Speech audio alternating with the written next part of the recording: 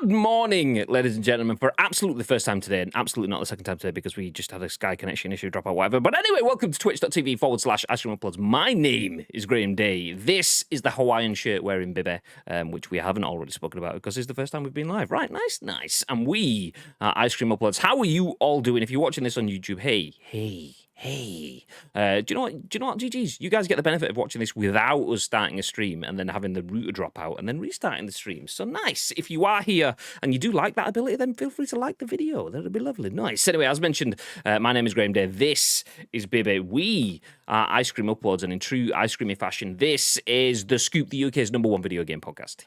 Even if we do say so ourselves, we are going to give you our thoughts and our impressions on the biggest, the best, and the breaking stories from the world of video games. And we want your thoughts and impressions on our thoughts and impressions. If you are live in the chat, please feel free to get involved. On behalf of those guys watching on YouTube, that might be you, but you know what I mean. You know what I mean. Anyway, if you are in the chat, we do go live on twitch.tv/Ice Cream Uploads each and every single weekday at 10 a.m. ish. Although we haven't done bad Today's today. okay. Yeah, we're doing okay today. We went live at around 10:22-ish or something like that. It's now 10:42 because of the signal dropout and start again. But we go live at 10 a.m.-ish on Twitch each and every single weekday. If you are live in the chat, please feel free to get involved just because we like to talk to you. But also because everyone watching and listening on demand, they don't have the ability to get involved live in the chat like you guys do. This live stream, as mentioned, is turned into a YouTube video, but it's also turned into a podcast on iTunes and Spotify and SoundCloud and Google Play. So all the places where people can watch and listen on demand, but they can't get involved in the chat right now. So you guys can do that on behalf of those guys. Before we jump into the show, a couple of things to mention. First of all, ! Insert coin. Myself and Bib will be live on twitch.tv/official insert coin this evening. 6 p.m. UK time, 12th of the 5th. That's the 12th of May, just in case. The reason I said the 5th is because it allowed me a little bit of time to work it out. So there you go. 12th of May, 6 p.m. UK time tonight. We will be live on twitch.tv/official insert coin.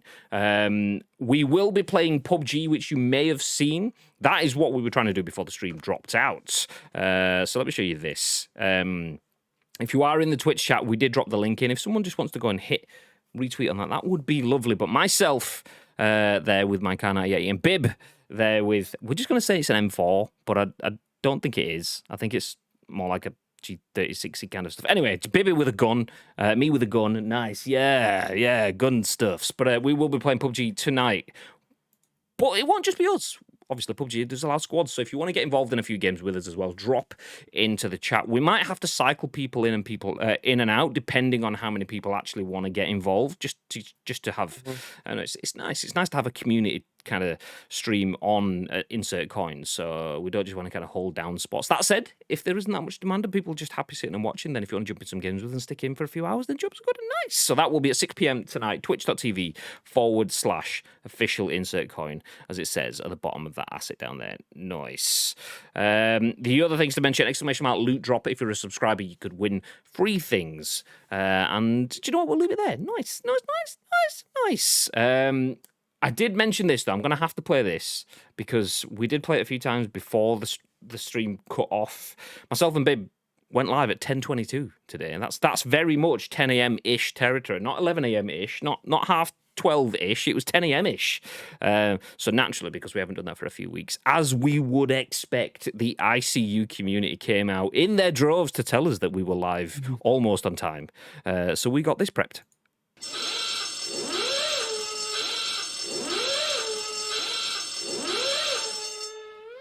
Yeah, that was the QI klaxon.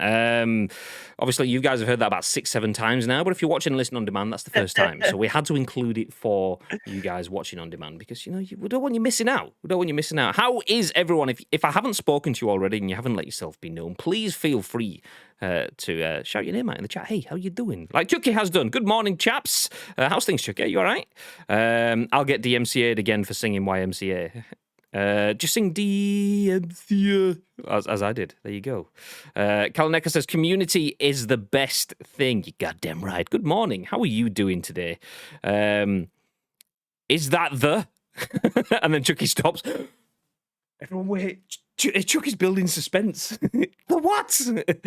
Oh, no, he's given up. He's just There we go. Is that the ish alarm? Damn fat fingers. It is the ish alarm. Although we've spoken about it a few times.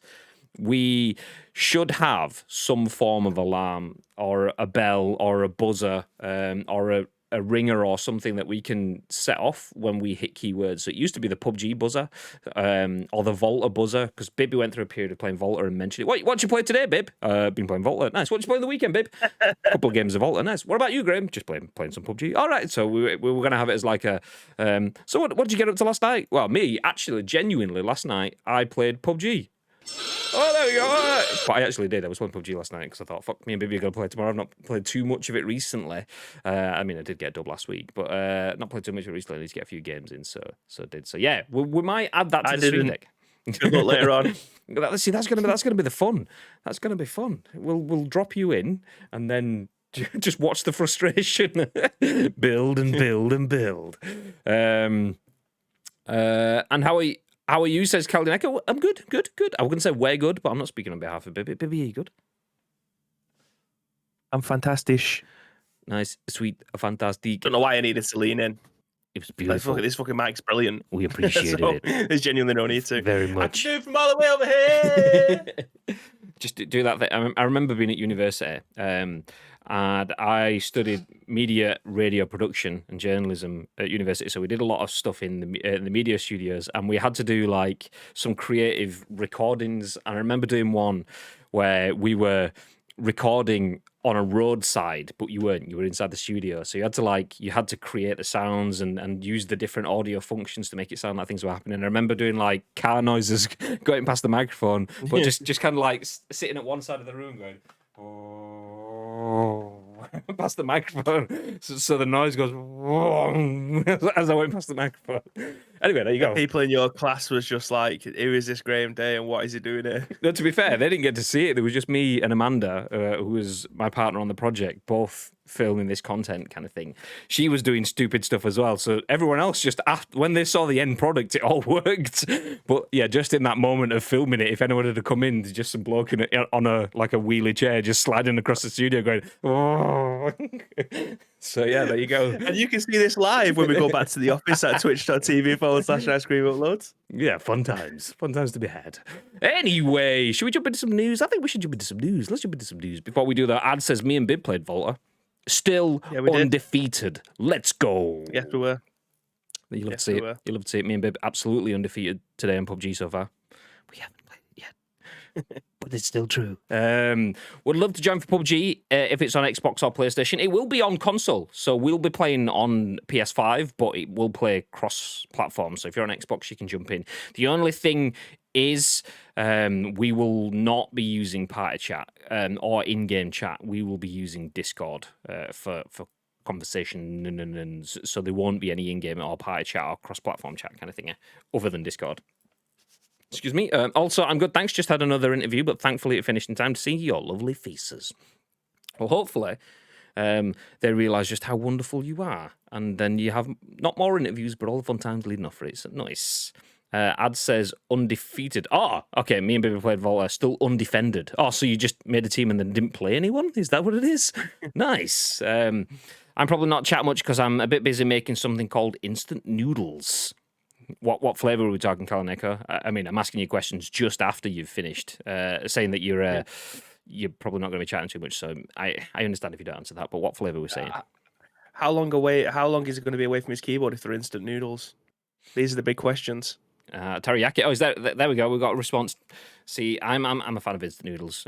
Most flavours. Chow mein, nice chicken. Yeah, oh, it's all good. It's all good. Anyway, let's jump into some news. We'll talk about noodles and stuff if we have time a little bit later on, but we may not have too much time for that because we do have quite a stacked agenda today. Starting off with the story that we teased yesterday. This was actually a few days old now, this story, but it's something that we wanted to put into yesterday's show. Didn't have time, so we bumped that forward to today's. And this one is from Omar Sohail at WCCF Tech, and it says, Apple is preparing a portable hybrid console with a brand new SoC that offers enhanced GPU performance increase. SoC, is that system on a chip? Is that what it stands for? It's something like software on a chip or system on a chip. I don't know. Anyway, the new Apple TV 4K with its A12 Bionic was more than a letdown because we were expecting some beefy hardware, which would prove that the company is taking gaming seriously. While that is not the case, it appears that a new rumour might give us some hope, but only a little. Apparently, Apple is working on a portable hybrid console that will feature a brand new SoC, and with it, we can expect some performance improvements along the way. Custom SoC for rumored portable hybrid console may also feature ray tracking support.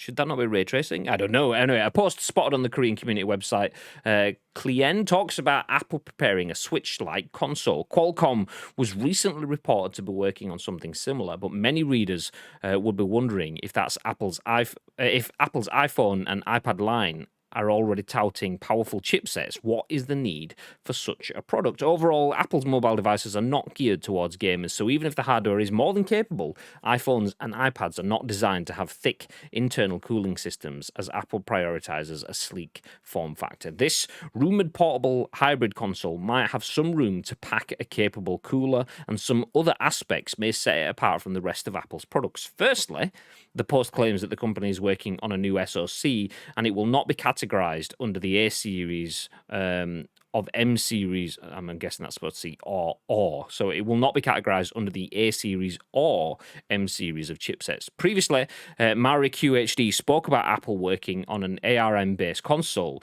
but it was rumored to be to tout an A-series chip, not a brand new one. With this console, Apple could make it slightly thicker, and a larger display means more surface area for spreading the heat. Apple may be working on multiple prototypes in secrecy, as the company was previously rumoured to have sent an Apple TV featuring an A14X Bionic to developers for testing purposes. Perhaps the biggest difference of this portable hybrid console is its SoC delivering enhanced GPU performance and providing ray tracing support. The rumour also says that Apple is negotiating with notable developer Ubisoft, possibly to bring exclusive titles to the Apple Arcade. After all, what Apple Arcade truly needs to even bring casual gamers to the fold are some engaging and immersive titles that also exude improved graphics. Apple certainly develops chips capable for gaming, so why not develop a dedicated console for that too? In related news, the technology... Do you know what? We'll leave the related news. We'll stop there. We can drop the link in the chat if anyone does want to read the rest of it. But you can see from the title, Apple are rumoured to be preparing a portable hybrid console. Apple in the console war. Bib, what are your thoughts? Apple aren't like Microsoft. They aren't like aren't like Sony. They aren't like Nintendo.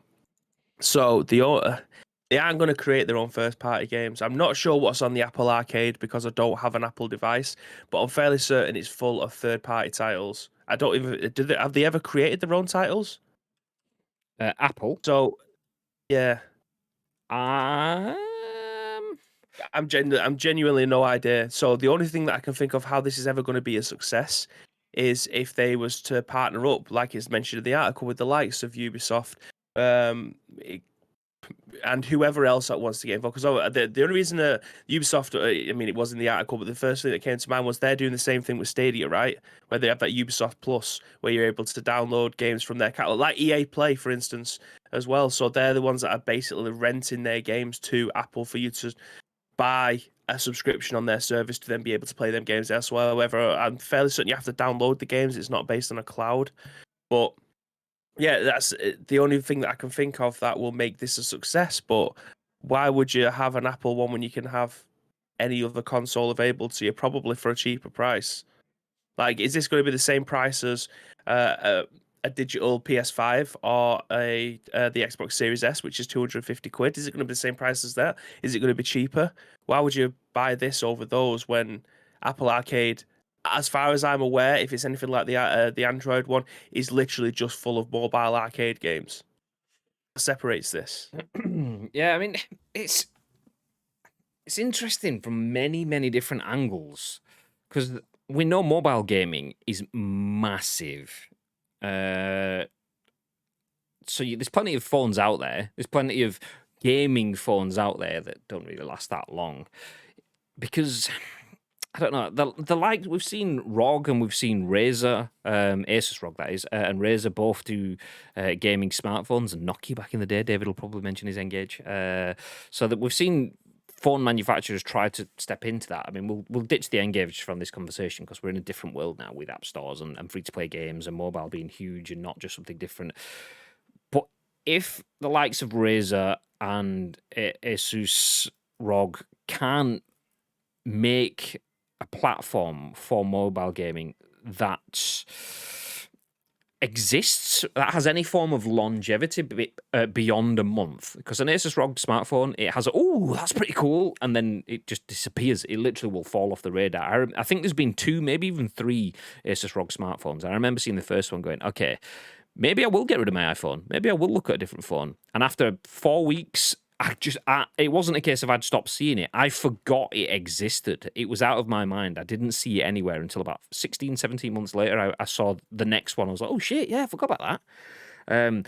But if there's a brand that can do that, that can bring that level of longevity, I mean, Apple phones, you can buy an Apple iPhone 7 and still be using that now because they've created an ecosystem where that allows continuity. I mean, now they've started slowing It'll down be super batteries. slow. Yeah. And now they stop slowing down the batteries and forcing you to buy a new phone every year because that shit's illegal. You can actually buy a phone and keep it for a while. So Apple kind of is the ecosystem that could make that work. But yeah, it's interesting to see that they're trying to get content in there as well. So they have a format that outlasts any other phone format, which is a good kind of jumping off point for mobile gamings that nobody else has. But then they're also going at it from the content perspective as well, in terms of they have Apple Arcade. It's just something that they've tried to install and establish. It's obviously their version of Game Pass, but not quite the same. But they don't really have anything bespoke. Yes, you can play Call of Duty Mobile and PUBG Mobile and actually not Fortnite, awkward. But you can play any other mobile games on Apple devices. But that's not enough. They want something bigger and better. They want to bridge the gap between consoles. I mean, this is a hybrid console, so they want to bridge that gap. And having conversations with the likes of Ubisoft in their rumors, obviously take with a pinch. It is quite interesting. Could they do it? Could you see Apple doing something that let's be a little bit brutal with this wording and say the Vita failed, the PSP failed. Let's say that's what happened. They didn't. They were successful in their own rights.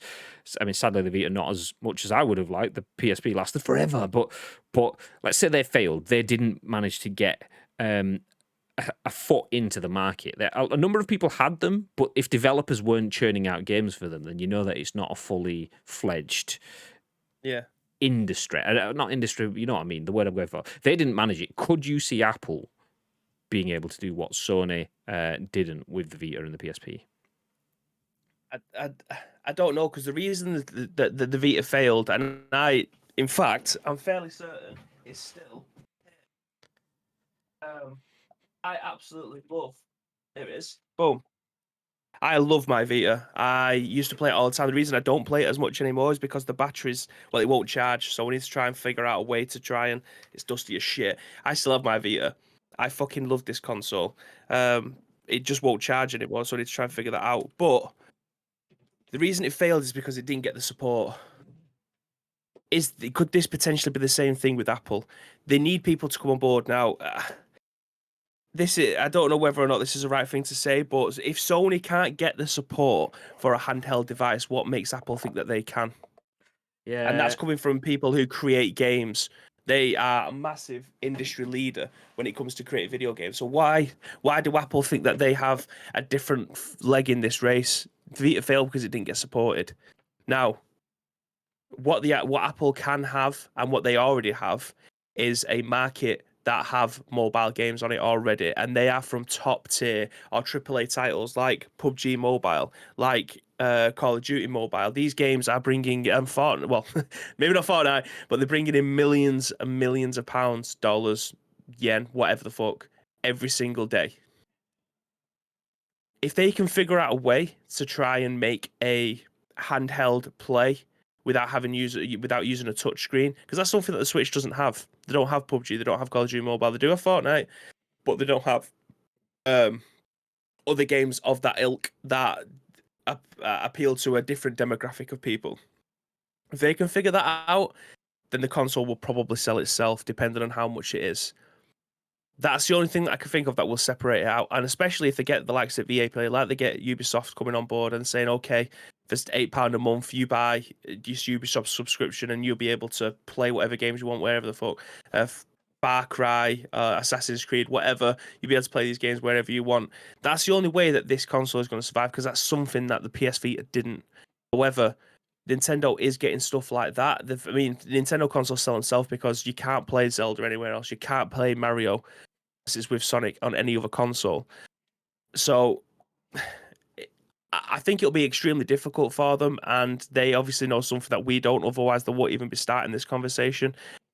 I just think it's a bit of an uphill battle, but they've got the money to throw at it to try and make it work. We thought that with Stadia. Unfortunately, that's kind of fallen on its ass, but yeah, without support, your console's worth nothing. Yeah, I mean, I could see them giving it the support it needs. Let me jump back up and keep the chat rolling, then just so I can catch up. Asim says, Apple trying to pip the Switch Pro to the market. Apple don't want to be pipped in the console wars, says Tito straight after. Damn it! I didn't read that, Asim Tavira. Now I feel stupid. It's all right. You tried, and that's what matters. That's what matters. Cheers, Tito. Good morning, Madge. Hey, how's things, dude? I'm so used to ish, says Return of the Mac, being after 11 that I missed the start of the show. Yep, that's it. You got to keep you on your toes. But happy morning. Welcome in, dude. How you doing? I'm still blown away that Apple throttling down battery life on phones. Where did we go? It didn't hurt their brand. I know, bizarre. Well, if you're invested in the product, then what will it take for Apple to do something for you not to have an Apple phone, Graham? See, I'm not Apple iPads in the house. I'm not necessarily invested in their product. The phone works fine for me, and I get a new one every couple of years anyway. So it kind of didn't matter to me. And I think that's the same with a lot of people. The issue for me was, I mean, I think Apple it's a brand, and that's the thing. A lot of people are loyal to brands and will just want to have the coolest thing and the shiny thing that's fashionable and so on. So Apple gets away with it for a lot for that. So I'm not surprised that it didn't hurt it as brand status from the public's perspective, but I'm surprised. Did they even get any form of fine? And if they didn't, I understand, but it pisses me off that if they didn't get a fine, because they said they weren't slowing it down to make you buy a new phone. They were slowing it down to preserve the battery's life and all sorts of other spin bullshit. I do not believe that. You wanted me to spend my money on a new phone. That's what I was going to do that anyway. So sucker, but yeah, it's shit. That is proper shit. But I know how to use my phone inside out, and it does everything that I need from it. I mean, I can edit pictures of West's head onto Grandpa Simpson's body and put a ketchup bottle and says, "Old man yells at ketchup," all from my couch with my iPhone. So it does everything I need. If I can edit ketchup bottles onto West's face and stuff, then yeah, that's fine. I know I could do that on an Android phone as well, but there's nothing on an Android phone that will steal me away from an iPhone, just like there's nothing on an iPhone that would steal me away from an Android. The only thing that keeps me with iPhones is the fact that I know how to use it. And I do have an Apple TV. We had iPads, but they're useless now because Apple slowed them down about 12 years ago. So fucking hell. So I'm in the Apple ecosystem, but based around the fact that I like the phone, and there's nothing on an Android phone that phone does specifically better for someone that's not a fanboy in terms of if you're using an Android phone, fill your boots. You know how to use that phone. Job's good, and I know how to use my iPhone. The time spent dropping this and picking that up would not be worth it for what I'd actually get out of it for me. Yeah.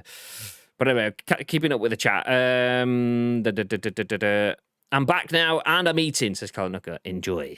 Game Boy Advance SP for the win. Battery has lasted decades. I think, do you know, last time we spoke about this, I've got a Game Boy Advance, not an SP, but just a standard Advance in the loft, I think it is. And every time I go moving things around, I'll go, oh shit, there's my Game Boy Advance with Pokemon Yellow sat in it still. And I will pick it up and turn it on and it will still be working. I'm like, fuck, this is amazing. Okay, well, I'm not doing it in the loft now. I'm going to sit here for 10 more minutes and go out and catch myself a Weedle in Viridian Forest because this is what I do. Gary, there we go. Apple want a piece of the pie. Apple's its own worst enemy in that they don't like outsiders within their ecosystem, says Quick. I mean, they kind of have to welcome outsiders in, though, if they want this. I mean, they've been shit with Epic, which we'll jump onto at some point in this show. They've also been shit with Game Pass and Xbox. But if they're making their own console, then all of that suddenly starts to make sense. They want to keep their payment systems running because they have an investment in a console system coming in. They don't want Game Pass coming in because they have an investment in their own console system coming. So it does kind of start to make sense. However, you can start to play Game Pass through browser using Chromium software, so you can continue playing Game Pass on your phone. So having that still becomes a barrier for entry, and Apple then suddenly needs something different. So they need the Ubisofts and the EAs and whoever to bring additional content that maybe isn't on Game Pass, or to make something bespoke for that platform. So Apple doesn't play with others. They don't like outsiders. They'll have to if they want to have success in that platform. I'm invested in the ecosystem. Oh, where's it gone? Says Mr. T. I'm invested in the... It's gone off the screen. I can't find it. That ecosystem rather than the product, if that makes sense. So interested to see how a console would enhance or fit into that ecosystem. No, that makes sense. That makes sense. Like, yeah, I'm in that ecosystem in the fact that I've got an Apple TV. I've got an old Apple TV, not a 4K one, like the first or the second generation one. And I've got my iPhone. iPads that I don't even know where they are. So I'm in the ecosystem-ish. I kind of make it work for me, but I'm not fully invested. But yeah, I'm similar, just with older tech. I just want it to be useful, and Apple is useful for things, but have other things. I just want it to be useful, and Apple is useful for things, but have other things. I don't know what you mean. But yeah, I want it to be useful in the chat. I'm quite tech savvy, but iPhone are deliberately difficult to the extent I just don't get them. The flip side is I have friends who are part of the Apple ecosystem and locked in because it's so deliberately different. See, I find the Apple ecosystem incredibly easy, but I think that maybe is because I'm using an iPhone. Danielle's got an iPhone. Chloe's got an iPhone. We've got an Apple TV, and we all work in the same sort of way. But then again, I find Android ridiculously difficult.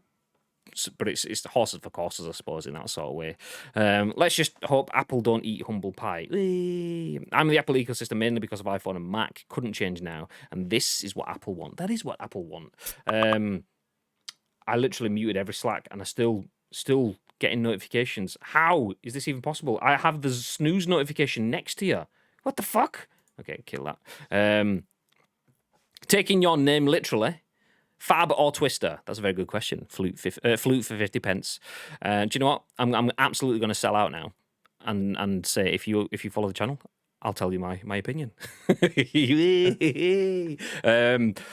No, I'll tell you my opinion anyway. I used to like the Fab because I'm a chocolate-minded person. Oh yeah, there we go. Followed anyway. Nice. Chocolate is the win for me, but it's the creaminess of the Twister that I go for. The Fab is basically a nice lolly with chocolate on it, so Twister for me. What are your thoughts, babe? Fab or Twister? Fuck them both. Snickers ice cream for the win. Oh yeah, for sure. I mean, that goes without saying. But Fab or Twister? Snickers ice cream is the best ice cream there possibly ever has been. But Fab or Twister? Twister. Good chat. What do you guys think? Let us know in the chat. Just a bit bland, isn't it? I don't mind a Twister actually. I do quite like a Twister on like Feast. That's what we want. I'd rather have a Twister than I don't know. Feasts just aren't as good as I remember them. We've had them recently, and I'd rather have a plain Magnum than a Feast. Yeah. But I'd go Twister. Stuck a nice lolly up my bum one time. It was fab. Snickers ice cream rules, but still, Ben and Jerry's is the best ice cream ever. Ben and Jerry is class. Fish food, good.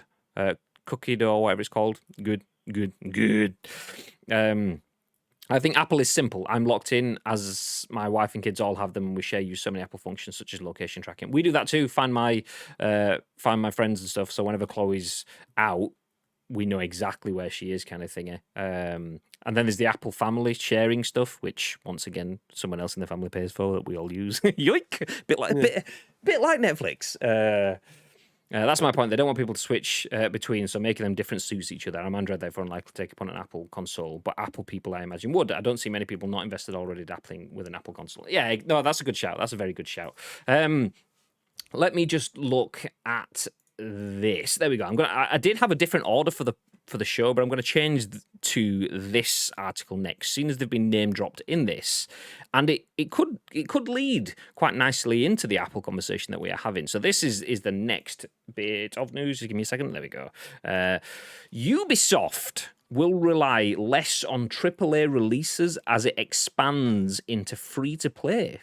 Ubisoft will be expanding into free-to-play, and free-to-play is commonly associated with mobile. I mean, obviously that's massively changing, but okay. Apple, mobile, Ubisoft, free-to-play. Let's go! Ubisoft has announced plans to shake up its publishing strategy and rely less on traditional AAA games releases in favour of high-end free-to-play titles. This is written by Don Peppiatt at VG247, and it goes on to say, during the publisher's full-year earnings call that took place on Tuesday, Ubisoft noted that it wants to put less focus on its AAA release and shift to a strategy that relies more on free-to-play games instead. And it's not the first time we've heard the company say this. Quote, in line with the evolution of a high-quality lineup that is increasingly diverse, we are moving on from our prior comment regarding releasing 3 to 4 premium AAAs per year, Ubisoft's chief financial officer, Frederic Duguay, explained during the call. As per Duguay, releasing 3 or 4 premium AAA games per year, quote, is no longer a proper indication of the publisher's value creation dynamics,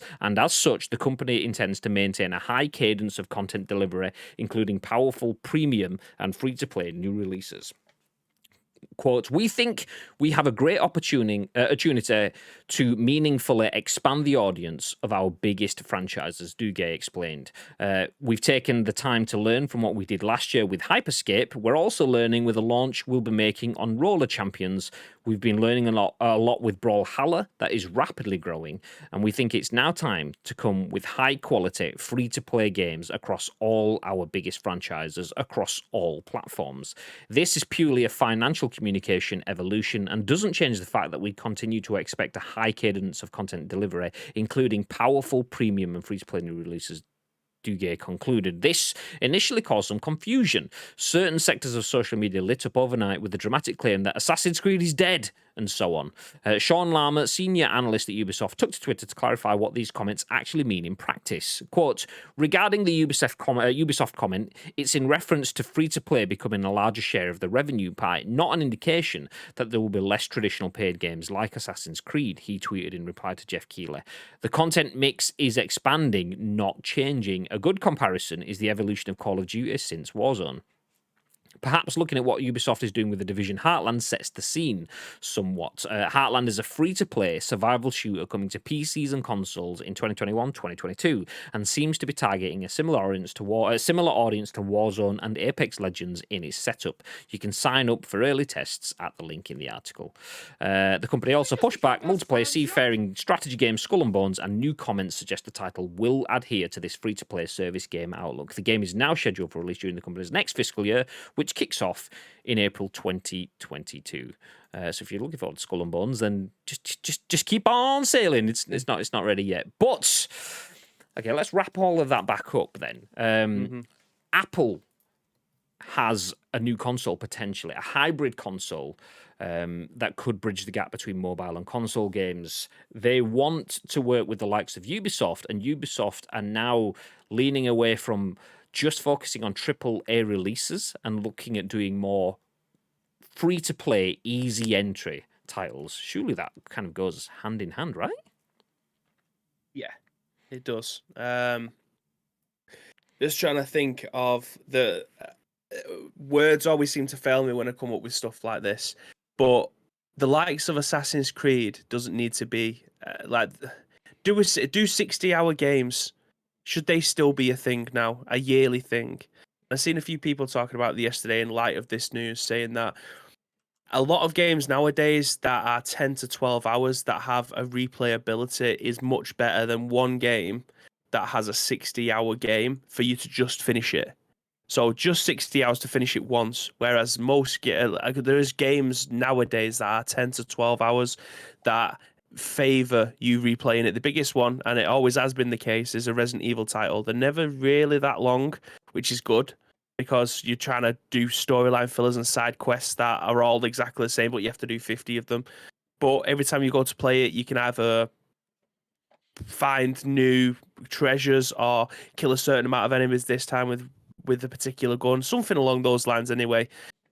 Are those more acceptable nowadays?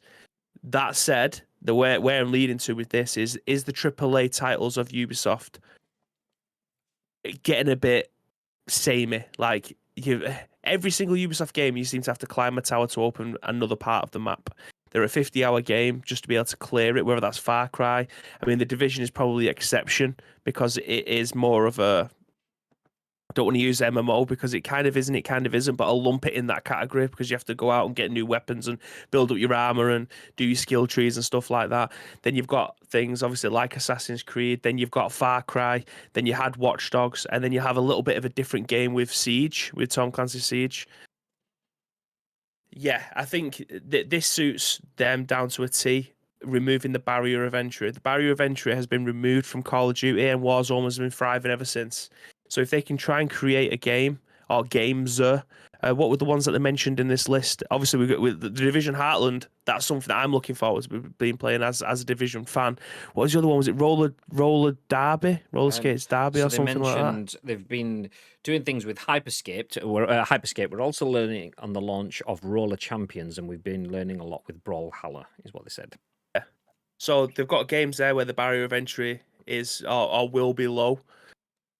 I think you'll see a lot more AAA companies doing this across the board. Free to play, I think, is the future for a lot of companies purely because, again, that barrier of entry with the likes of mobile games nowadays, all trying to compete for the same thing. Why would they expect you to pay the £50 for a game and then pay the microtransactions inside? I'm surprised this never happened with FIFA. I'm surprised FIFA never did a free to play version.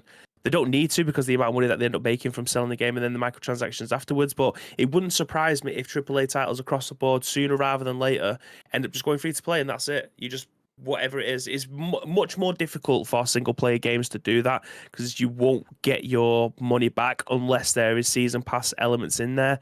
For a single player game, it's probably not the right thing. But for a game that has online functionality and predominantly is played online, I think that your barrier of entry will be shut down and you'll be able to play it as a free-to-play game and then you support them however it'll be with season passes or microtransactions within the game. That's my personal opinion of it. I think Ubisoft have done enough research to realise that that may be the case for them and how their games work. I wouldn't expect this with the likes of Assassin's Creed or Far Cry. Far Cry 6 is not going to come out and be free to play. Let's put that straight. That isn't going to be the case.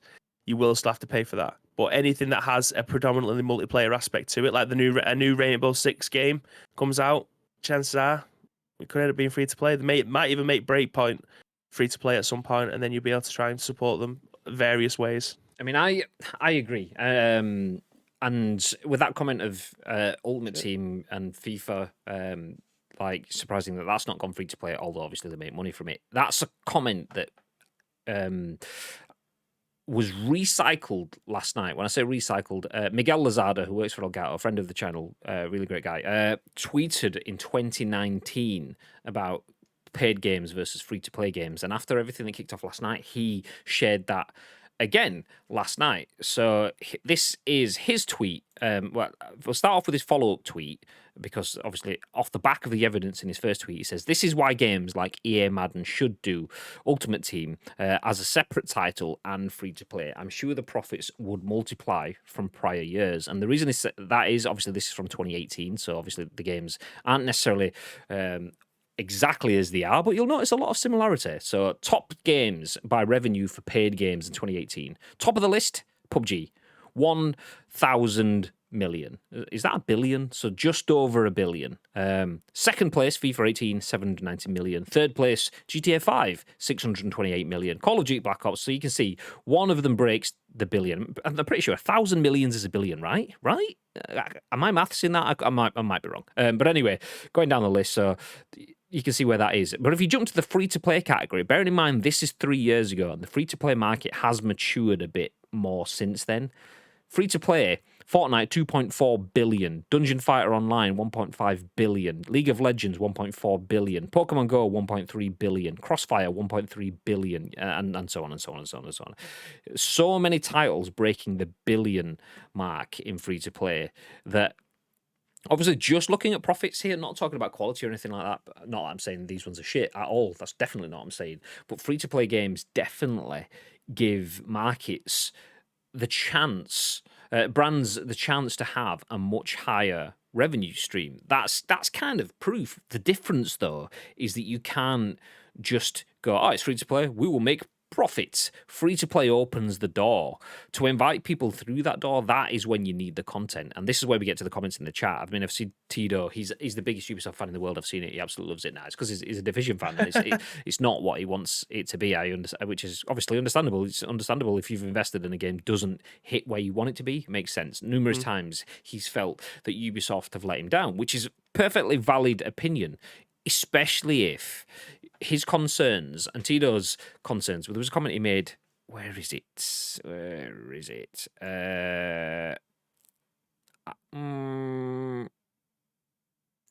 No, I can't find it. Not by scanning. There was a comment that was basically taking the mick out of Ubisoft and free to play. It may not have been Tito. It may have been someone else. And it's kind of like that's all they ever do. Open worlds or something like that. He said. I can't quite remember. See if I can find it.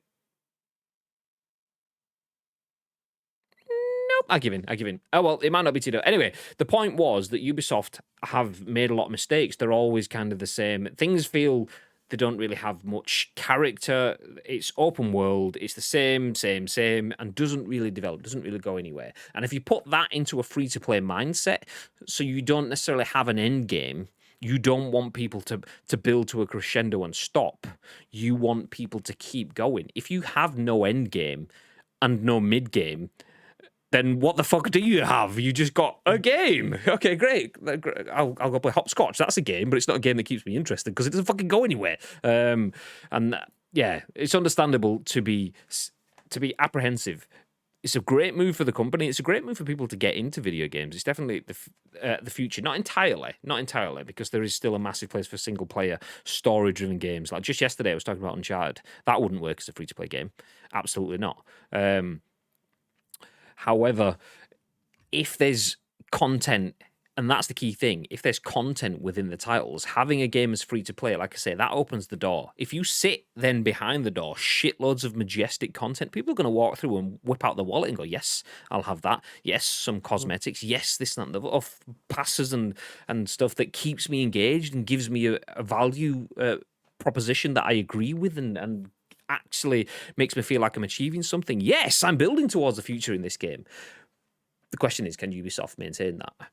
Do their recent releases make you believe that they can maintain that? Do they have great ideas? Yes. Do they make some things that look incredible? Yes. Do they nail it? I'm not so sure. What were you saying then, babe? The games that they've got in the pipeline could suggest that they may have something up their sleeve.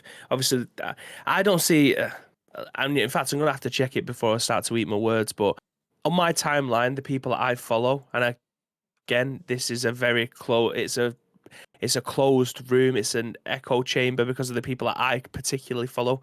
But I don't see a lot of people playing Hyperscape. Now I'm just going to check on Twitch now. I know this isn't the be all and end all of how many people are playing a game, but at the moment it's got 8 viewers.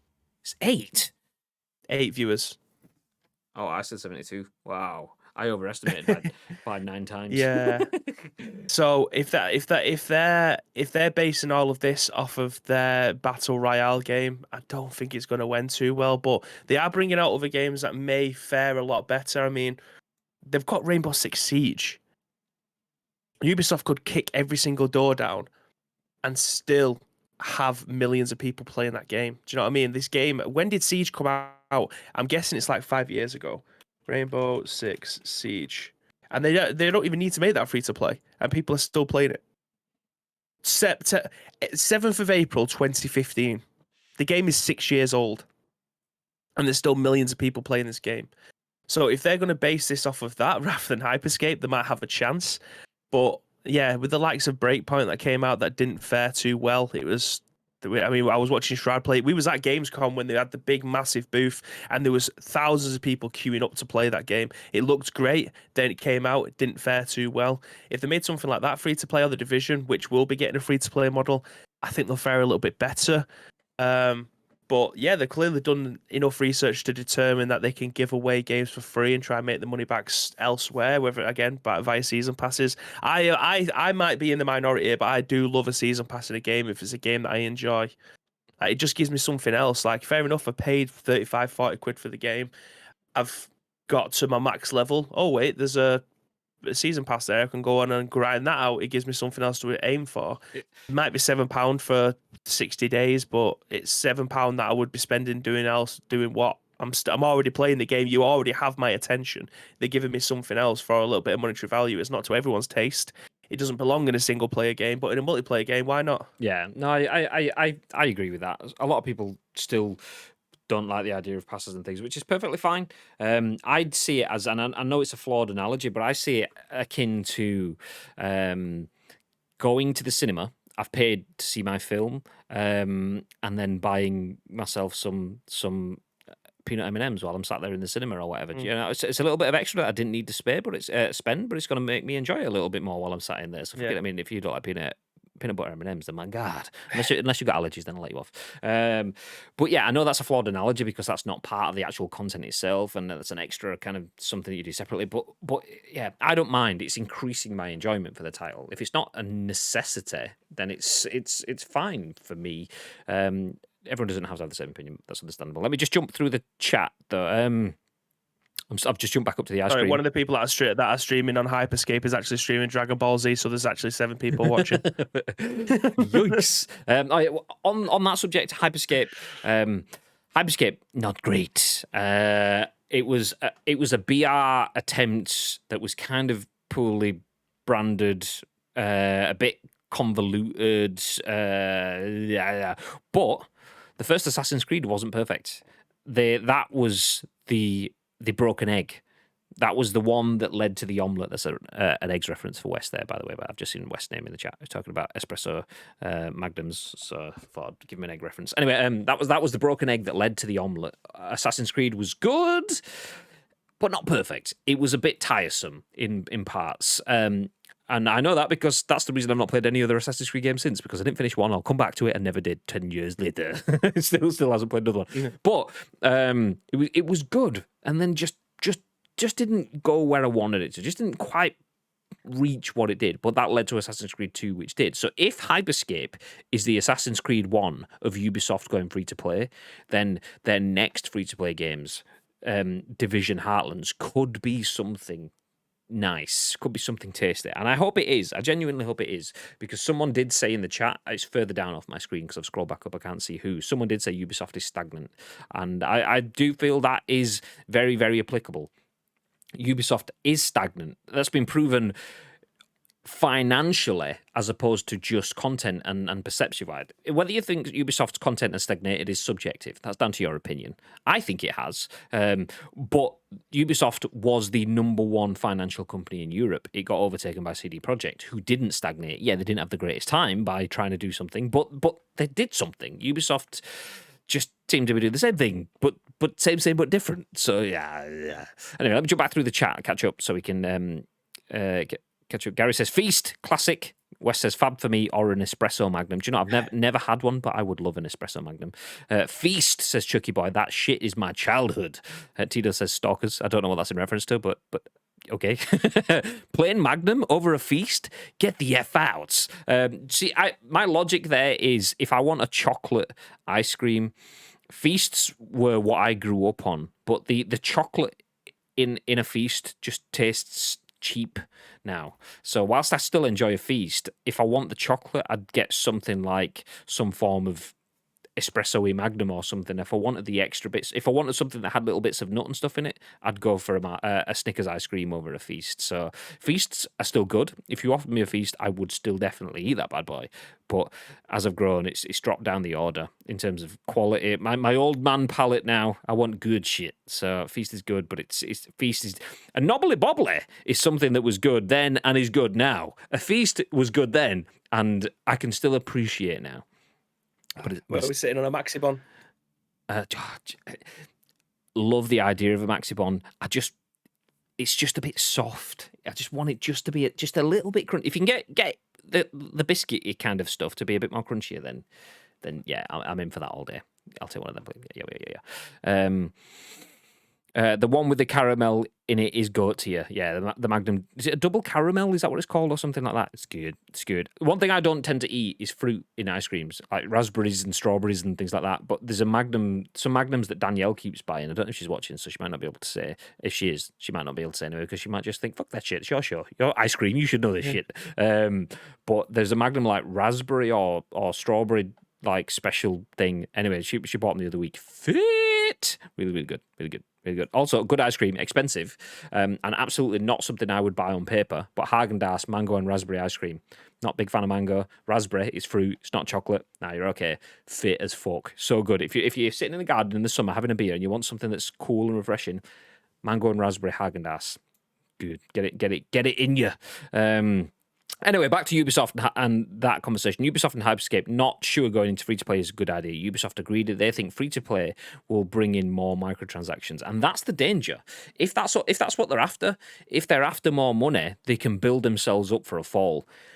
The best microtransaction content. Caramel Honey, thank you very much for the follow. Is that an ice cream related follow? If it is, thank you very much. Mike Peppiatt as well. 18 minutes ago, I missed a follow. Thank you very much, dude. Appreciate it. Ubisoft, yeah. If they're going in just for the money and not planning for the content alongside it, it is a fail. It will fail. You can't go forever by just going, oh, that's it. It's free. It won't last. It doesn't last, and that absolutely leads into our next story, which I will jump onto in just a second. Ubisoft made The Division, and now their next game is The Subtraction. Hey, says Gary. Nice. Where do we get to? If Ubisoft have tried doing something other than open world live service, they might have a chance. That's the bit that I was kind of getting at towards Tito. It wasn't actually as deep as I thought, but the meaning behind it is. So open world live service, it's the same. Doing the same thing, but not really doing anything with it.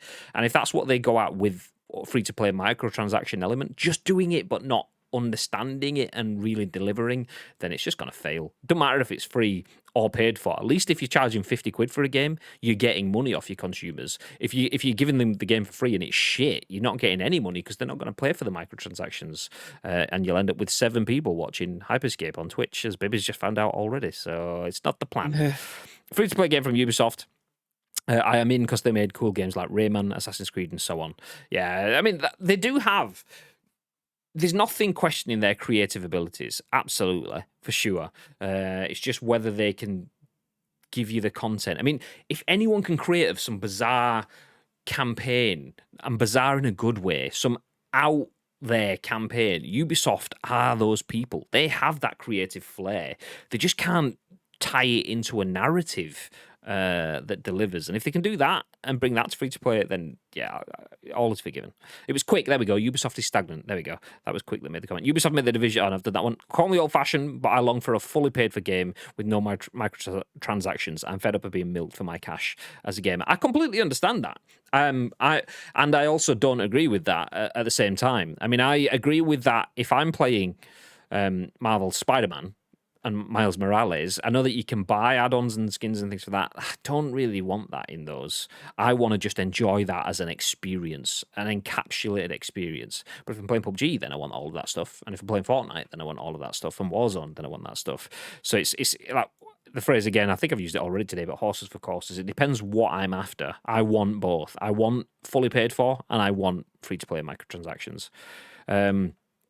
The trouble with free-to-play is it's a balancing act. Look at how many free-to-play games that have been released over the years and have ultimately failed. Unless you have something compelling in a game that is supported constantly, the game usually fails. Exactly. Content. You need the content. If you've not got the content, it doesn't matter how much you pump into influencers. People aren't fickle like they used to be. And even then they weren't. It's just the people are less fickle, and they were already not fickle. You tell someone to play something, they'll go, all right, why? And if you've not got a why, then they won't play it for long. Hyperscape failed for me because they wanted to make a BR that could invade the BR demographic. The big problem was the verticality and movement made it horrendous to watch streams. Yeah, it was all over the place. Like the map, there was the circle or the zone closing was a bit complicated. Buildings just kind of evaporated. People died but didn't die, and then you got to the end and you could lose because of some crown battle minigame. I don't know. Siege is about 6 years old, says West. Correct. Hyperscape was just horrible to watch, in my opinion. Aesthetically was not pleasing. I agree. Ubisoft was the Tom Clancy. Oh, good morning, by the way, Hamish. How's things, dude? I was lurking your stream for a little bit yesterday. Hey. What was the game that you jumped into afterwards? After playing PUBG. Anyway, I'll come back to that. Ubisoft has Tom Clancy library at their disposal, and they've used it well. But like anything they put out, it could be better. No, I agree. With Siege being the only objection to that, I agree. Did anyone play the new Ghost Recon Wildlands or whatever it's called? No, you didn't. and the rest of the case. Free to play is fine, but there's so many alternatives. It has to be utterly banging to stand a chance. Too many copy-paste games for each company. Oh, we need a loot shooter live service game or whatever. And that's the whole thing. Just having a free to play looter shooter live service, that's wonderful. What's your angle? What is the point?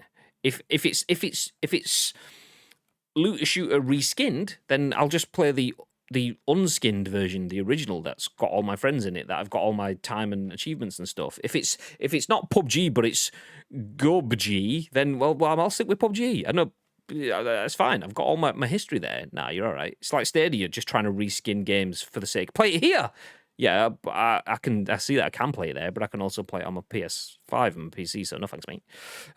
Talk shows unmuted says, I'll get my peanut M&Ms from Tesco's and take them in. Cheaper. No, I mean, absolutely, I agree with that mentality. I think I've mentioned this previously as well, but I saw something about a year ago that said, like, that epiphany when you realise that it's not illegal to take snacks into the cinema and you're smuggling things in all your pockets like you're a pack horse kind of thing. Like, yeah, just got to watch the film, mate, as you're rustling walking through the doors. I was like, do you know what? I used to do that. I used to smuggle fucking packs. They used to stop you, though. Did they?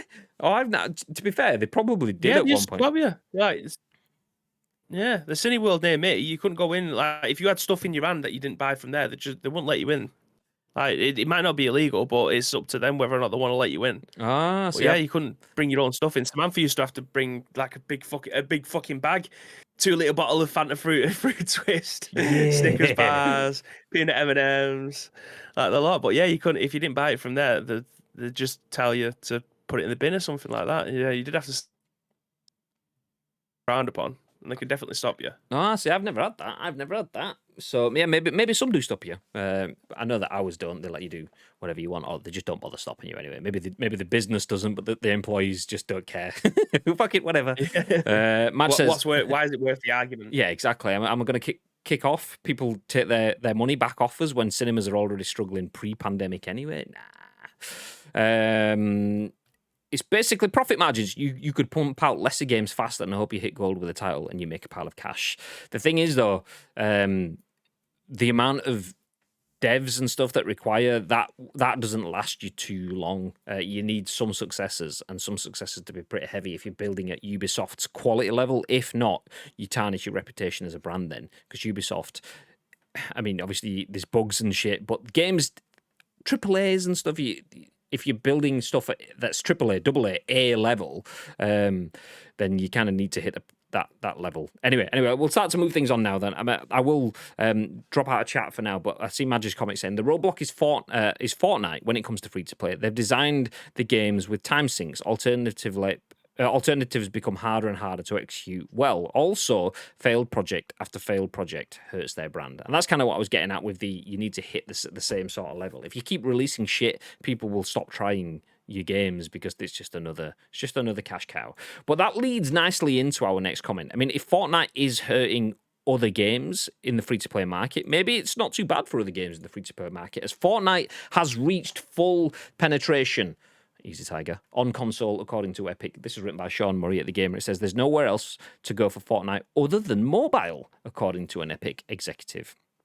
We are now on day 7 of the Epic versus Apple trial that will determine the fate of mobile gaming as we know it. Nice dramatic start to an article. That's lovely. On one side, Epic argues that Apple is a de facto monopoly that uses its power to extract wealth from developers and stifle competition. On the Apple side, it says that none of this is true and it's just following the same business model as digital sales platforms everywhere. A judge will decide the truth eventually. For now, we're just marinating in all the juicy details from this very public fight between those two tech giants. One of those details is a delicious double entendre that is now on the record. When a lawyer asked Epic marketing director Matthew Weisinger what platform has the best growth potential for Fortnite, he replied with a single word: mobile. When asked why, according to GamesIndustry.biz, he gave this completely honest answer. I mentioned it on Friday, but we've basically reached full penetration on console, and mobile offers the biggest growth opportunity. I could see Bibby sniggering. everybody has everybody has a mobile device, and they have it with them all the time. Not everybody has a console, and not everybody has a gaming PC. Weisinger added that Fortnite had 2.5 million active users on iOS before Apple slapped that game right off its storefront, and that number was just under 10% of the game's total, around 30 million active users. That doesn't sound like a lot, but Weisinger was quick to point out that Fortnite's removal from the App Store harmed Epic in a number of ways, most notably by severing friend connections and social connections between players. Not everyone could be playing on a console or PC, but everyone has a phone that they could play Fortnite wherever and whenever they want. All this was just to show how important iOS is for Epic, which should come as little surprise given the fact that they're in the middle of suing each other for billions upon billions of dollars. But I guess you need to establish the facts in a court of law, even if they're obvious. So Fortnite can't really go anywhere else. So if you're looking at games and free-to-play games, Fortnite has said it's reached full penetration. I've said it again. So is that not great news for the likes of Ubisoft and co? What are your thoughts, babe? The use of the phrase "full penetration," albeit extremely funny. Do you think that that's sincere coming out of the mouth? Do you think they mean that literally? I kind of do.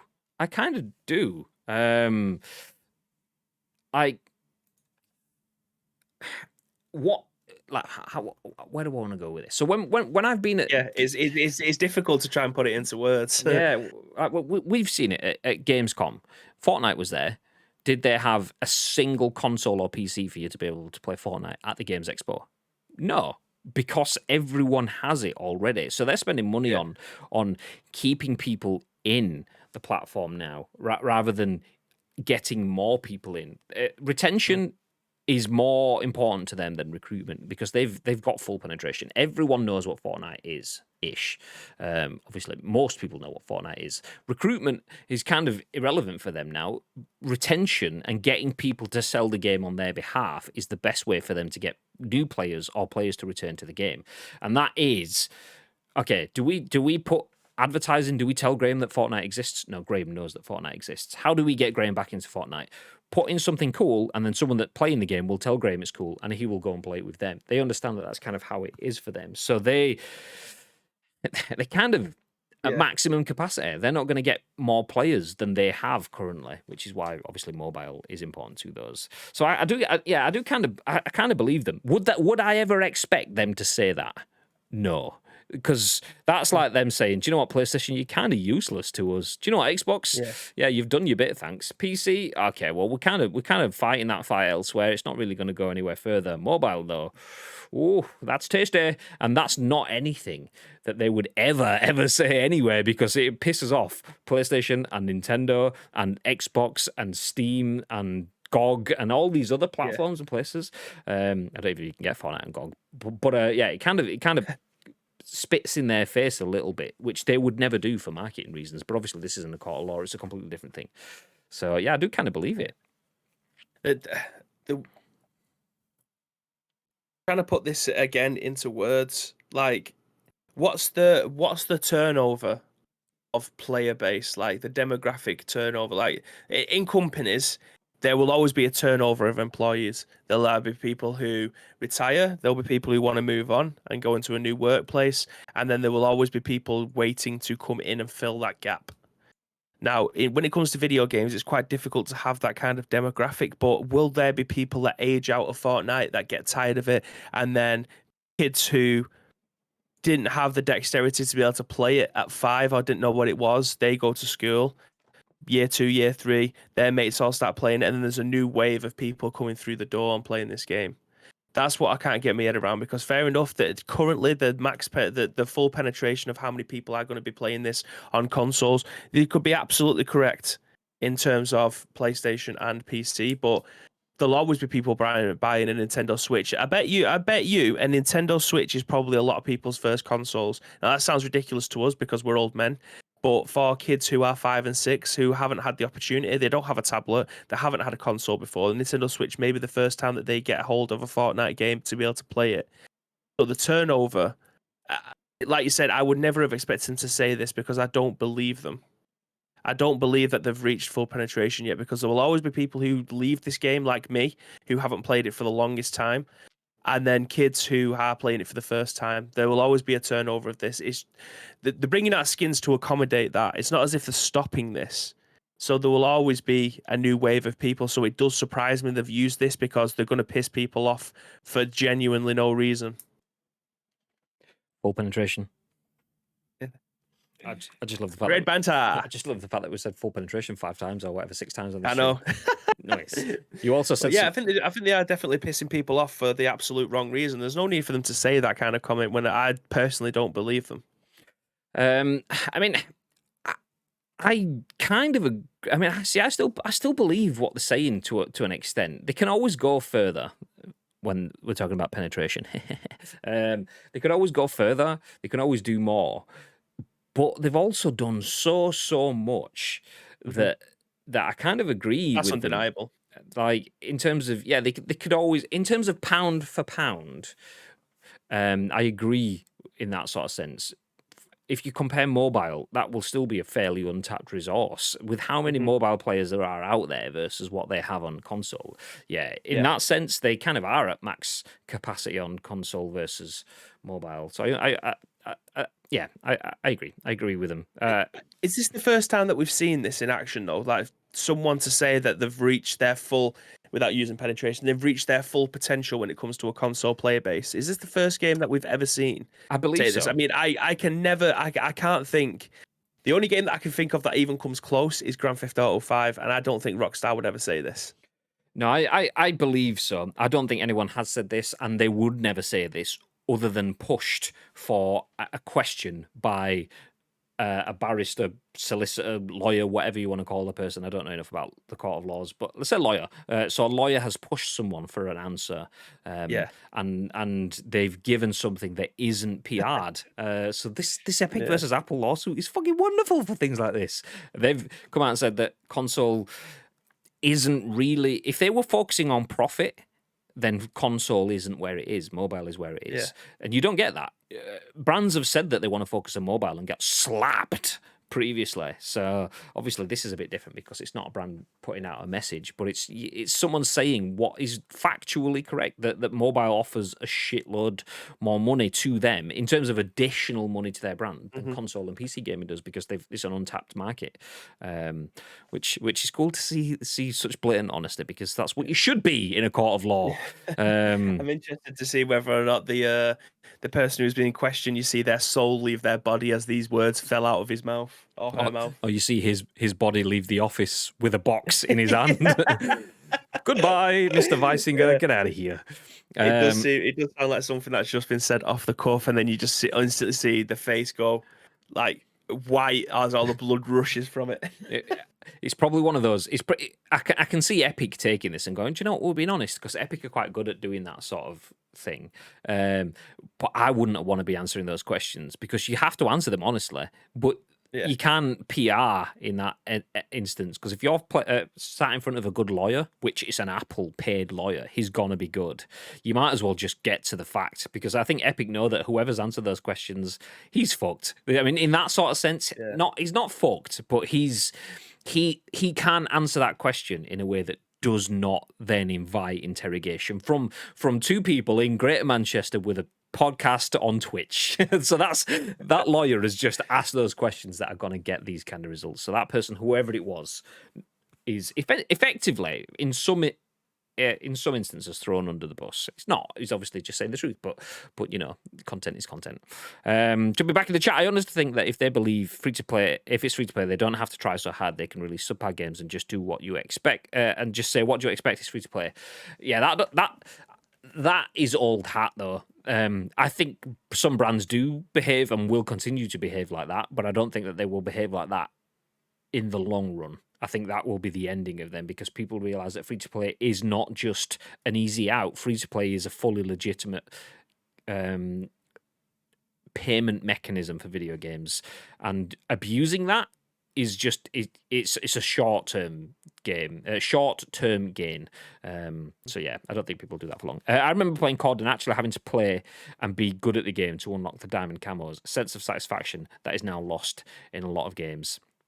Skill Gap doesn't sell games. Unfortunately, you want games to be as accessible as possible, says Tito in response. Amy says, I don't agree with that. Before microtransactions, all games had progress and achievements. Should you wish to partake and soul find, adding microtransactions doesn't make a game accessible, in my opinion. No, I think I'm agreeing with you. Oh, we've got one of those agreement fights.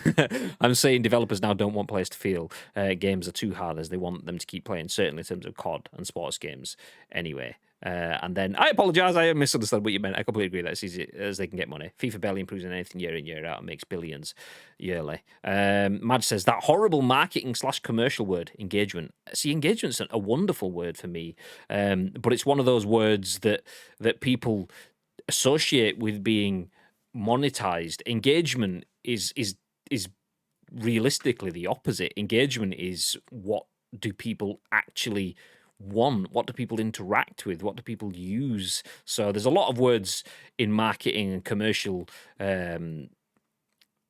media that could be construed as being negative, but engagement should never be that word. Engagement is something that you actually interact with. If they want content that is more engaging, it's content that benefits the brand because you're actually using it, but it benefits the user because you're using it. So engagement's a good word. There are other words that are less good, that are more cutthroat, that are more financial driven, but engagement's a good one because it benefits both sides. Engagement equals opening your wallet. I suppose it does. But engagement is being inspired to open the wallet. Because there's other things that can make you open your wallet that aren't value. Engagement, in theory, is value enough to open the wallet. You're engaged with the content.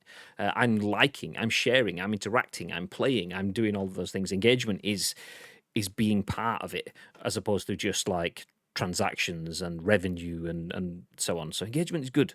Don't hate on the engagement. It's good. Ubisoft equals time savers. Exactly. There you go. That's a good one. Do you want to speed this up? £20 or what was it? What was the thing? The XP grind. It was an XP grind. Yeah, in Assassin's Creed, wasn't it? Fucking hell. Do you like this game? Yes. Do you want to pay to fast forward through it? Why? Oh, God. Why would I pay for a game and then pay to not play it? Is it not worth playing? And if it isn't, then why did I pay for it? What the fuck? Yeah. This is what it comes down to, though. Like, fair enough. It comes down to that argument that we mentioned before. If your game is a 60-hour game, but 30 hours of it is the same side quest with different characters, that isn't a 60-hour game. That is a fucking gaming. I hate using the word fraud, but gaming fraud, that is exactly what that is. Don't make me do 30 hours worth of side quests. The exact same thing. Take this thing from here and go and take it over to this person. They'll give you XP and give you coin. You can then go over to a merchant. But it's just so fucking tedious. Yeah. Absolutely, I completely agree. It's like saying the hook you in though. It's kind of okay. Press forward, nice. Press the X button, nice. Okay, now miraculous boss battle, yeah. Okay, press forward, nice, and X, nice, and forward, and X, and forward, and X. Okay, you've got a boss battle. Okay, it was a bit longer to get there, but yeah. Okay. The next boss battle. Forward and X and forward and X and forward and X and 12 hours later, forward and X and forward. And if you don't want to do all of that, you can just spend 10 quid and we'll take away a lot of that forward and X for you. Well, just don't put it there. If Yeah, we've had this conversation before, so I won't stay on that for too long. I mean, this is rich coming from someone who loves Elder Scrolls Online and single player games. Where all you This do is someone press who forward loves, and X. and this is for someone who loves playing MMOs. But yeah, as a single player offline game, 60 hours, and it's just the same shit over and over again. Like, I can play through Skyrim now without having to do all this side quest shit because it infuriates me. The first time round, it's okay, but you can see it coming a mile off. You can see it coming a mile off. But again, I don't want to throw Ubisoft under the bus, but they do it better than anyone in terms of this is the side quest. Go and do this. Go and do this. Go and do this. It's the exact same side quest with different characters. Ugh. Bonus UK, thank you very much for the follow. Luke25 says, "Oi oi Savaloy, oi oi Savaloy." Oi, oi. If you were in West Stream, you'd be able to have that sound effect because he's good with that kind of stuff. Speaking of which, if anyone goes into West Stream, type in !ICU and you'll get a little soundbite that goes, "I see you, baby." But maybe not with the shaking of ass. But it says, "I see you, baby." That's all you need. So yeah, you got to love that creativity. Loved it. Skip this same conversation by considering dropping a sub to distract Graham. Well, there you go. That's all you need to do. If you want me to stop talking, just do some engagement. Nice. Do you know what? We are overrunning, but I am going to jump into these news articles because they are pretty spicy. And there's one from yesterday and one from today, and I do want to get them covered. So we'll probably jump back on them tomorrow if there's more stuff that comes out of this. But final news articles, and the big things to finish on. Usually these could be headline articles for the show, so good strong finish. But EA's Next Play live showcase will take place a month after E3. This is written by Andrew Robinson at VGC, and it says the publisher sets big games event for July. EA is yet to sign up for next month's digital E3, so maybe no EA at E3. We will see. Electronic Arts has confirmed its next EA Play live showcase will take place on Thursday, July 22nd. The confirmed date means EA's big game showcase will fall a month after the digital E3 showcase, which is due to take place June the 12th through 15th. EA is one of a handful of publishers not to commit to supporting this year's E3, alongside the likes of PlayStation, Activision, and Epic Games. However, fans of the publisher's Battlefield series may not have to wait until EA Play for news of its next installment, as it suggested an announcement on Battlefield 6 will be coming in June, as we found out yesterday. What rhymes with soon? June. Nintendo and boom. Yeah, Nintendo, Xbox, Capcom, Ubisoft, Sega, Take-Two Interactive, Warner Brothers Games, Square Enix, Bandai Namco, and Koch Media are confirmed as participants of the digital E3 2021 event, which will run from June the 12th. Ubisoft has already confirmed that its next Ubisoft Forward event will be part of this year's E3 and will take place at June the 12th at 8 p.m. UK time. Do you know what? We'll pause there for a second and then jump straight into this next news from VG247, where Sharif Saeed says EA wouldn't say if Battlefield 6 is getting a Battle Royale mode. EA is being coy about two major questions concerning the Battlefield series. The success of Warzone has taken everyone by surprise. Investors want to know if the game the publisher they invested money into is also looking to have its own Warzone, and this is especially true for EA and Battlefield. That sentiment was pretty clear last night during EA's fiscal year 2021 full-year earnings call, where the company was asked a few times about its live service plans for Battlefield 6, with some not so subtly making comparisons to Warzone. One investor asked the question on everyone's mind whether EA is willing to follow Activision's lead and release a Battlefield game every year and have a free-to-play Battle Royale mode that ties them together. Quote, "Nothing to announce at the moment on either an annualized Battlefield and or the nature of the modes in the upcoming Battlefield game," said Wilson, adding that more news will be shared after the reveal trailer. With that in mind, Wilson suggested that what everyone is assuming with regards to expanding the reach of EA's franchises is true. More specifically, Wilson said that EA wants to build free-to-play and mobile experiences based on its premium AAA games. The other thing that you should know, and I talked about that in the prepared remarks, is we do have a blueprint, which is how do we start with our AAA premium experience that is truly innovative in its category? How do we build out live service for long-term engagement? And then how do we think about modalities at play and business models to further extend our reach and penetration of that game on a global basis across platforms, across geographies, across business models, he explained. And so you'll hear a lot more from us in the months ahead. One of the bigger rumours surrounding the next Battlefield is that EA is working on a free-to-play battle royale mode similar to Warzone. This is supposedly what Criterion is working on, with the studio having before, of course, co-developed Battlefield 5's forgotten Firestorm battle royale mode. So you can see why I wanted to include that. EA will probably, potentially, maybe not be at E3. Well, not until a month after. But we will probably get some Battlefield news in June, which is when E3 is. So do we see Battlefield at June in the PlayStation conference, which is not going to be there? So the Xbox conference, or do they have it in a Jeff Keighley Summer Games thing? I don't know. But one thing that could be happening as well is a free-to-play mode. Have we said free-to-play at all today, babe? I don't seem to... Nope. No, it just seems to be... Not mentioned it once. Maybe it's going to come in an Apple conference. Maybe Apple's hybrid console is going to have the Battlefield free-to-play mobile Warzone crossover console game mode built in with it, but not with Epic. I don't fucking know. Lots of things to discuss. But yeah, what a show and what a way to end it out. Do you have any thoughts on Battlefield 6 getting a battle royale mode? EA skipping E3, babe? Yeah, well, I'm actually going to throw this straight back to you, Graham. Catch. Right. We know we love Battlefield, right? The 60, the 32, 64, 64. But that technically is like a battle royale when it comes to playing, like, so Conquest and that. Do you think that Battlefield needs a battle royale to survive? Do I think Battlefield needs a battle royale to survive? No, I do not. In that question on its own, it does not. But a battle royale mode would also be very useful, just in the same way that Battlefield technically doesn't need multiplayer to survive. Yeah. Battlefield was Battlefield before multiplayer was multiplayer. So technically, no, as long as they do a good job with Battlefield, I mean, it puts it in the market of the Tsushimas and other single-player story campaign games. Then it doesn't need it, but would it benefit from having a good battle royale? Absolutely. Well, you see, this is where my nostalgia kind of creeps in, because for me, the reaching the absolute pinnacle of Battlefield was Bad Company 2, and it wasn't for the single player mode. It was absolutely for the multiplayer. That's where it shone for me, and that's where I spent easily the most time in any first person shooter ever. Is where Battlefield 2, Bad Company 2, is for me one of the best first person shooters I have ever spent, and that was predominantly because of the multiplayer aspects. It was probably the right game on the wrong console at the right console with the Xbox 360 at the right time. I was in college. I was spending most of my time playing games with my friends. That was my day and night, just playing that game.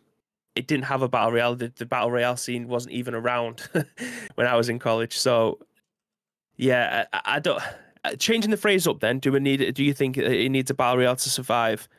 Does it need a battle royale to compete? Does it need it to survive? No. Does it need it to compete? Yes, depending on what you're asking in the competition. Does it need to compete in terms of being on the tip of everyone's tongue, being on content creation platforms and so on? Then yeah, I believe it does, because who sits back and watches Call of Duty multiplayer competitive? I'm not saying people don't. Shitloads of people do. That's why we've got the COD League and everything. But in terms of regular viewers, most people that are watching Call of Duty Warzone will be watching either people play through stories, but even that will pale in significance through to people playing Warzone, playing through a battle royale mode.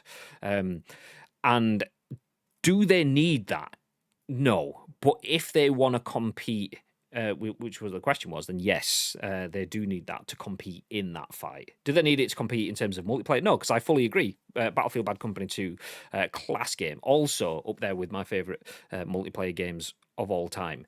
That said, I am not super excited by multiplayer anymore. And I would not watch a stream of multiplayer. If I got into multiplayer and I was playing with a group of people, I would love multiplayer as a social element, but I probably wouldn't play multiplayer solo anymore and I definitely would not watch that on Twitch. So does it need it to compete? Yes, depending on what battle you're looking at.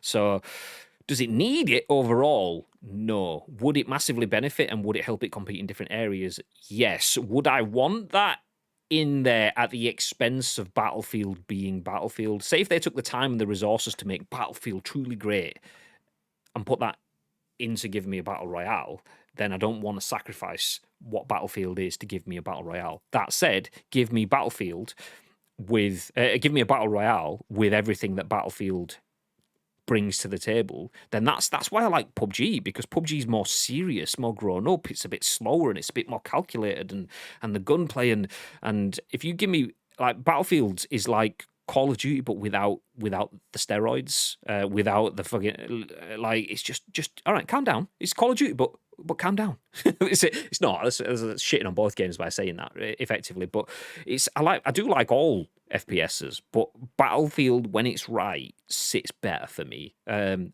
having that in a battle royale, I would absolutely love to have that. I would love to have that, as long as it's done properly. Yeah, agreed. I mean, I would hate to lose Battlefield's identity for the sake of a battle royale because I don't think it suits. There's a reason Battlefield is so much slower than Call of Duty, which is why for me, multiplayer on Battlefield works so much better than multiplayer on Call of Duty. I know I am in the minority when I say that. A lot of people will that just prefer the pace of Call of Duty. It's so fast, it's so narrow. The corridors, it's a fucking hell. It's nearly a corridor shooter in my opinion. The way that you play Call of Duty because of the small maps. I mean, I haven't played one for maybe 2 or 3 years properly, so that could have all changed. But I love the pace of a Battlefield game, and yes, I think it would probably do really, really well as a battle royale if they put their heart and soul. It never even got marketed. We've been over this yesterday, but yeah, I don't think it needs it to survive, and I would prefer them to put all of their efforts into making a very, very good battle multiplayer. But again, I'm in the minority with that because we're really in a battle royale world at this moment in time. I think it is going to come full circle at some point, but we don't know when. So yeah, I don't think it needs it to survive. It probably needs it to compete, but that goes against everything that I firmly believe Battlefield should be. And that's where we differ. But that is where we will pull things to a close as well. Thank you everyone for being here. Before you disappear, though, speaking of having opinions, particularly Bibby having opinions, let me type exclamation mark YouTube in the chat. Wow, that's old. That link, it doesn't even have / ice cream uploads on it. If anyone hasn't, let me see if it actually works by clicking on it. See if that's still the link to the YouTube. It is. If you haven't, do us a favor, go to our YouTube and hit subscribe on there. It's free, doesn't cost you anything, but it helps us. And the reason I say that is because Bibby will be giving his opinions on something else that will only be available on our YouTube channel. Do you want to tell us a little bit more about that, Bib? Yes. So myself and Asim Tanvir, can we use his real name? Is it Tassim Anvir? Industry leaker. Yeah, that one. But yeah, I'll be sitting down with him on Thursday. We'll be discussing all things Resident Evil. I've left it long enough to not go into things because I don't want to spoil it for anyone. But this is basically going to be like a spoiler cast. We're going to go through our playthroughs, our thoughts and opinions, very much like we do on this show, but a proper roundtable discussion. So me and him will be doing that over there. I was meaning to ask you this as well. This is the kind of content that we want to be putting like a scoop after hours and put it on the podcast, right? Yeah, for sure. Scoop later on. Yeah, something along those lines. Yeah. So obviously I want to keep it underneath this moniker. It's just something else that I don't think it'll suit it as a discussion on Twitch like now. But yeah, it's definitely something that we're going to go through on Thursday, hoping to get it released for the weekend. So yeah, I hope everyone enjoys what we have to say. So yeah, I don't want again. I'm trying to be as vague as possible because I don't want to spoil anything for anyone who has yet to complete it or play it, who's planning to play it in the next couple of days. So that's why I've tried to bite my tongue as much as I can. It sounds like I'm just tripping up over my words, but I'm doing this for you guys. You know what I mean? I don't want to spoil anything for you. We have suggestions in the chat. We have Melted Scoop, Scoop DLC. I'm surprised no one's come out with like a scoop extra serving or an extra scoop or something like that. Yeah. So, Oh, maybe you put it on Sunday, ice cream Sunday. There you go. Sunday with an AE. I see. We've had that See? discussion about ice cream Sunday about a few Yeah, I things know. previously. I know. We've got we're cramming it in somewhere. ice cream sandwich as well. There's another one that we keep talking about. All the names. Anyway, we'll the full melt with Bibby. But I don't know if you call him Bibby a melt or if you call him Mr. T a melt. The full melt with Bibby. That's a bit harsh. God. Mr. Tassiman Via. Can we have that? The scoop, cherry on top. See, it feels like we've got Stephen Mulhern doing like the extra factor kind of thing, like the ITV2 version of the show. But it's not. This is going to be good shit. So, Mr. T says, "I'll take it." Well, do you know what? We'll put a pin in the naming conventions. If you've got any suggestions for an after hours, Hollyoaks After Dark, as Tito says, kind of show for the scoop, then feel free to tweet them at us on social media. All the links and stuff are in the chat. We are going to disappear. There will be no additional stream on this channel today because we are getting set for an Ice Cream Uploads X Insert Coin stream at 6 p.m. tonight. Thanks. If you scroll back up a little bit, you will be able to see that West has already done exclamation mark Insert Coin in there. Official Insert Coin is the channel on Twitch. If you don't mind dropping a follow on that channel too, you will see us live at 6 p.m. tonight. Myself and Bib, who has just been saying he doesn't have room for Battle Royale in his life. We'll be jumping into a Battle Royale. Yeah. As we play some PUBG a little bit later on. Let me just change my hat to get into the mood. Yeah, there we go. PUBG hat nights. We'll be playing PUBG on the official Insert Coin Twitch channel later on this evening, 6 p.m. And we will have space for people jumping in the squad if you want to jump in. Nice. Before that happens, though, You must be in our Discord, though. Yeah, you have to be in Discord because that's how we will be communicating. I mean, worst case, we can play with people that don't have the Discord, but obviously it just dampens down the content then if we can't communicate with people, and we're streaming on Insert Coin and Baby's going to be frustrated anyway. So yeah. Ideally you're in the Discord. Exclamation mark Discord will give you the link for that. But before we go away, before we get set for tonight's Insert Coin stream, is there anything you'd like to add, Bib? Yes, again, thank you very much for joining us today. Happy Hump Day. It's Wednesday, so we've got another 2 episodes of The Scoop coming to you this week, which means that if you do want to be involved in the show, there's 2 ways that you can do that. First of all, find us on social media at Ice Cream Uploads across all major social media platforms, or get into our Discord. There is an area on there on the left-hand side that says The Scoop. If you are watching this on demand, have a look at the description. It could be underneath it. If you're watching this on, listening to this on SoundCloud, it's to the right-hand side. All of the descriptions will contain all of our links to get involved with us. But we want you to provide us with the URL plus your sort of thoughts and impressions. We will then give you our thoughts and impressions on the very next show, which will be at what time tomorrow, Mr. Graham Day? It's going to be at 10 a.m. Ish. to be fair, it was 10 a.m. ish today. 10:22. Yeah. We went live today. I'll have you know. Yeah, none of this half 11 malarkey.